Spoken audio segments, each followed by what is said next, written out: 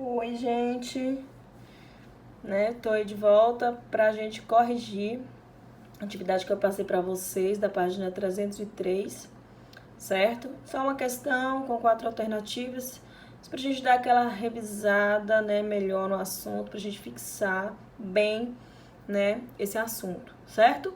Então, essa questão ela pede basicamente para vocês comentarem algo, né, sobre cada uma das frases a seguir, certo? São 4 frases sobre o nosso assunto, os nossos assuntos, certo? E cada alternativa você tem que comentar um pouco sobre isso, certo? Então, o que diz a letra A? A letra A diz o seguinte: as características do pensamento humanista e do Renascimento. Então, vocês teriam que, né, comentar um pouco sobre essas características, tanto do pensamento do humanismo, né, e do Renascimento. Então, o que vocês poderiam colocar? Né, que o Renascimento quer dizer o renascer da cultura greco-romana, certo? Que foi um movimento também não só artístico, né? Vocês sabem que tiveram também inovações tecnológicas baseadas na observação e na experimentação, né? O humanismo é um movimento também que leva em consideração a razão, o raciocínio lógico, a liberdade do indivíduo, o otimismo, certo? A gente tem que lembrar que a burguesia que patrocinou esses movimentos, né? Então, tem tudo a ver com o que o humanismo ele prezava. Também essa questão do antropocentrismo, né? Que é essa questão do homem estar no centro do universo, ok? Então, se vocês colocaram algo parecido com o que eu comentei aqui, então a resposta está correta. Letra B.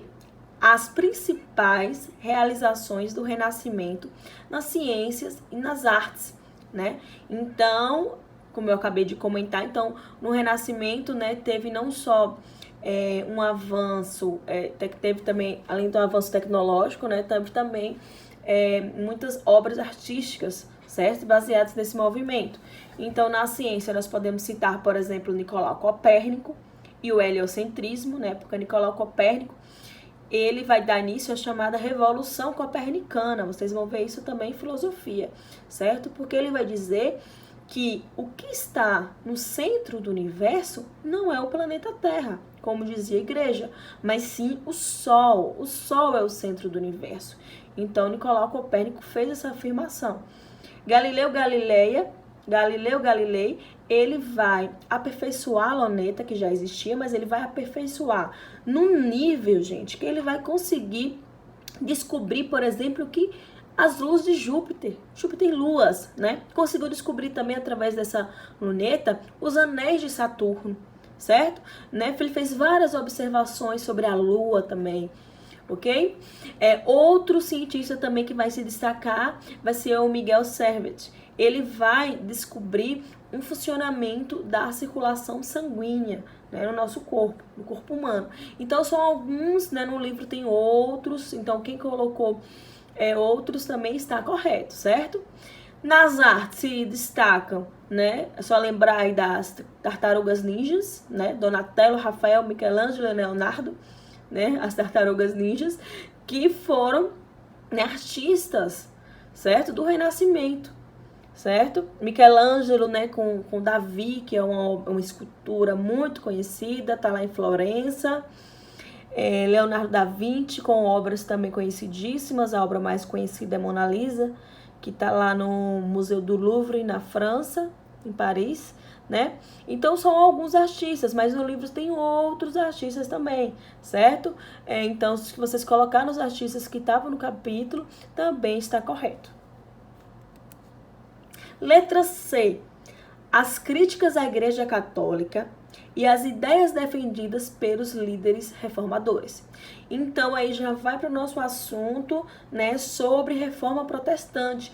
Quais as críticas feitas pela igreja? Né? E quais as ideias defendidas pelos líderes reformadores? Então, quais as críticas?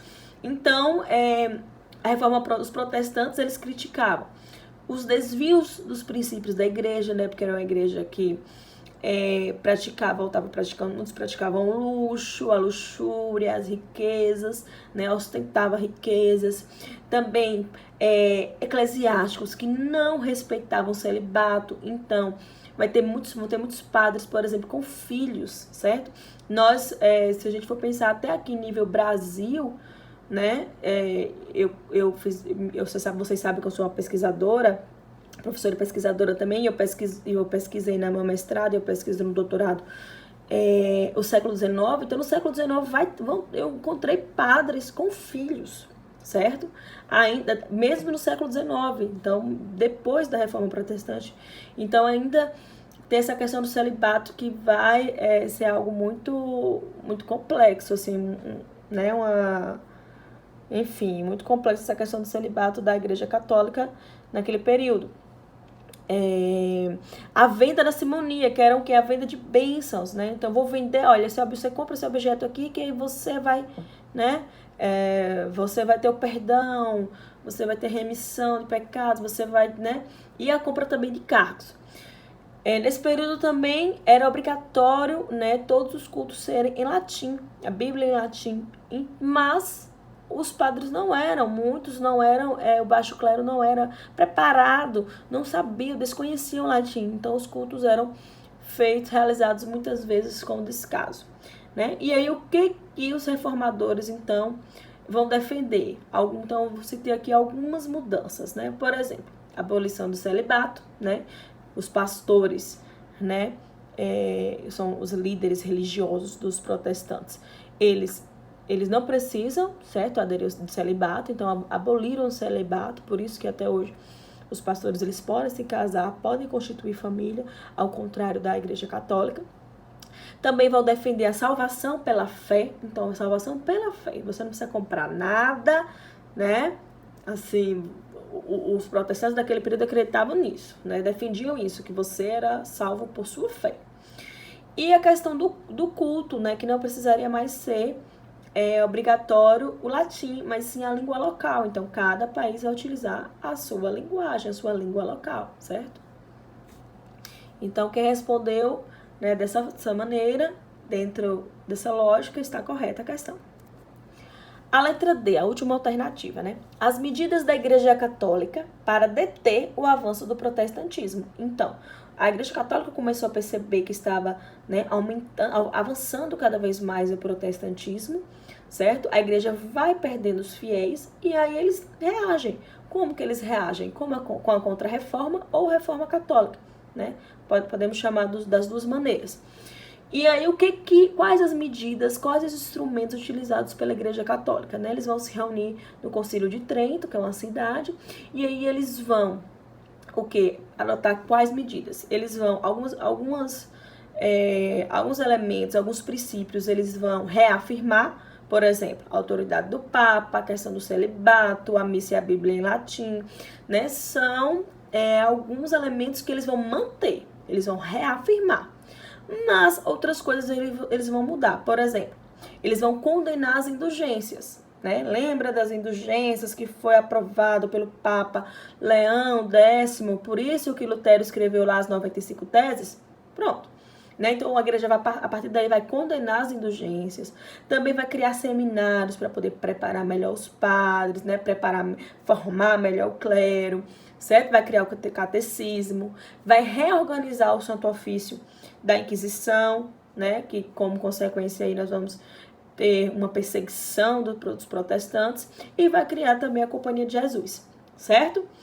Então, a gente encerra, né, esse assunto.